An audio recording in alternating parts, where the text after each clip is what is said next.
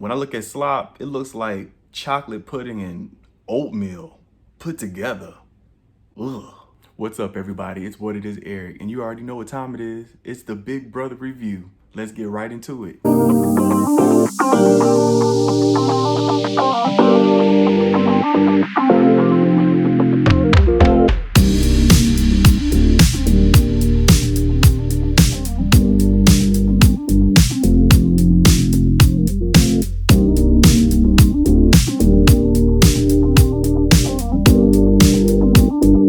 So of course, I got my notes with me. So right now, this is season 24. This is episode 2.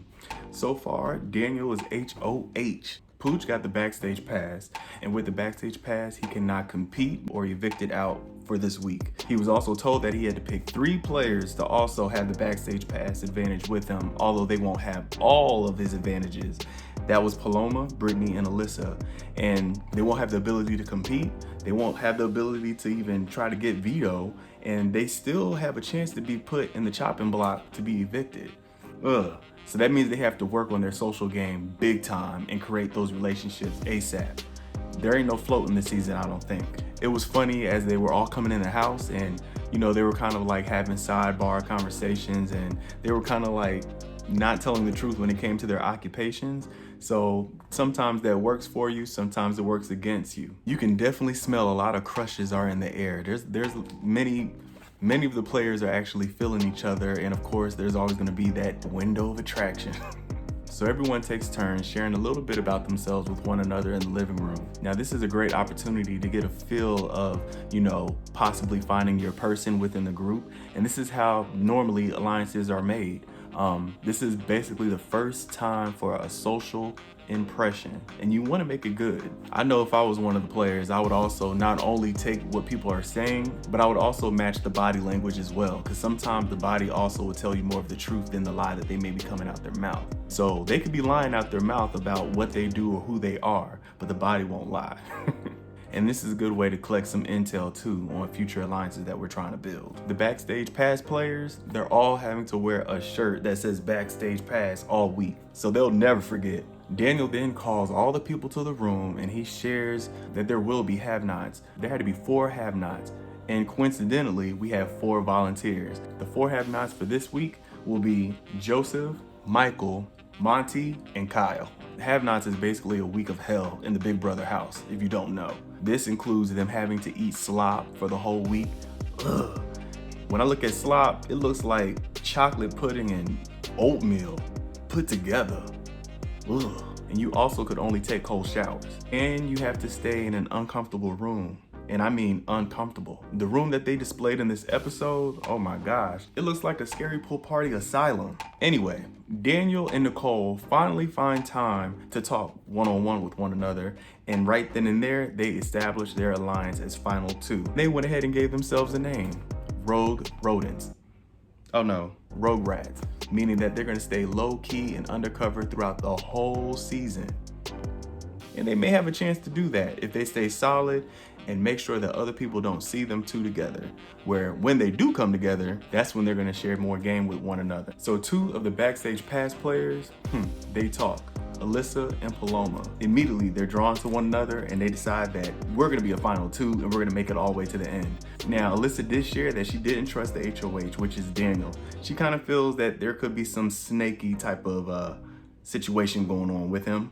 Who knows? And it might be possible that he does have some snake tendencies, but hey, we have to find out more as the show goes on. Now, in my opinion, what I get from those 2, that if they do plan on working with one another, that they probably could create a very strong social game. I think they'll be really well in the social game aspect. Taylor, the beauty pageant queen, she wants to build more of a relationship with the guys, and I could see that being an advantage or a benefit for her, but she has to be very, very, very careful, because who again? Paloma. Paloma is very observing, and she notices that Taylor, or in other words, she's assuming or prejudging. At one point in the episode, you have all the girls in the room, and the only one, well, there was actually 2, but the one in question is Taylor, who's hanging out with the guys, and already that's putting a bad taste in the girl's mouth. So all the girls together, it looked like they have a decent plan of trying to beat out the boys this year, and they all promise one another to have each other's back.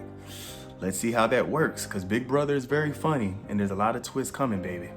America gets to vote to save one of the 3 backstage pass holders, not the backstage pass boss, which is Pooch. Okay, we'll see how this works. And also, Alyssa, Newark is not a country. So Paloma and Amira meet in the pantry area and they kind of discuss how they need to put a bug in Daniel's ear regarding the fact that the girls are trying to strategize a way for Daniel to see that the boys are a threat. So Amira goes up to Daniel in the HOH room and informs him, having him realize that the 4 have-nots who were volunteered were all guys who appear to be competitors, especially physically. So Daniel actually buys it. He didn't think about it at first and thought it could be seen as sympathy. And of course you wouldn't want to put one of those guys up on the block since they went ahead and volunteered early on. But no, you have to think, sometimes what you think may help you in the game can also hurt you or bite you, depending on the person that's observing what's going on. You always gotta think 3, 4, 5 moves ahead, and you always have to make that good impression. So it seems like Daniel bought it, but hey, you know with Big Brother, things tend to change very quickly. So our boy Michael, well, he's smart. He doesn't want to play hard too fast, because a lot of times when you play hard too fast, people notice and recognize it and they want you out.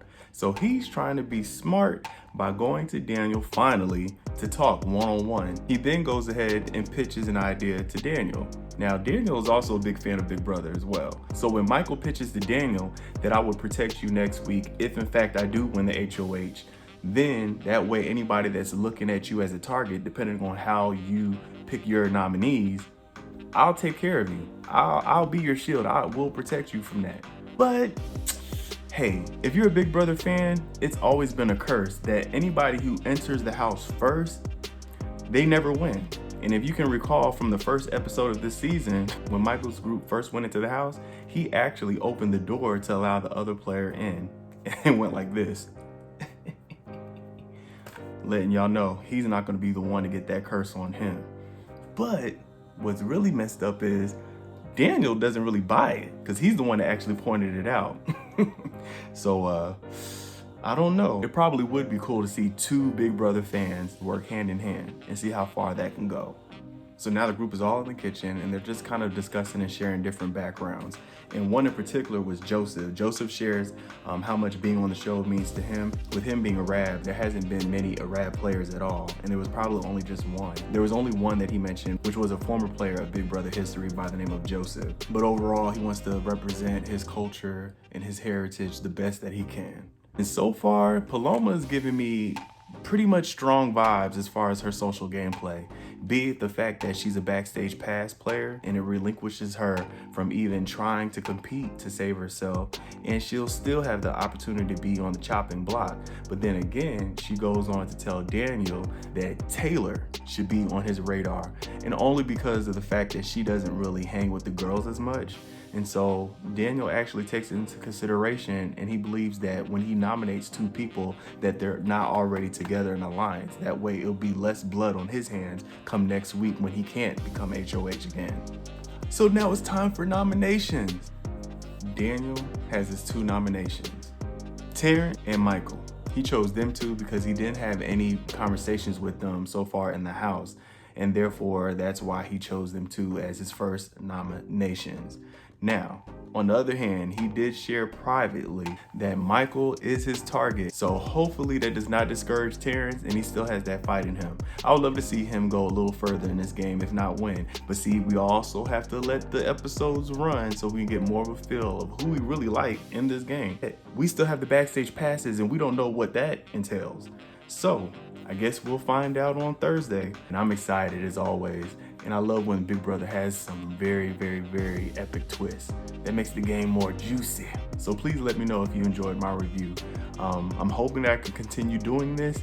If I see some engagement, if I see a lot of views, then I'll continue to do it. But if the views ain't coming, then I might just stop doing it altogether, and I'm just gonna enjoy the show like all of you, okay, that are watching Big Brother, because I love Big Brother. Until next time, make sure you like and subscribe. I'm watching. Did you subscribe? I hope you did. All right. Until next time. Bye.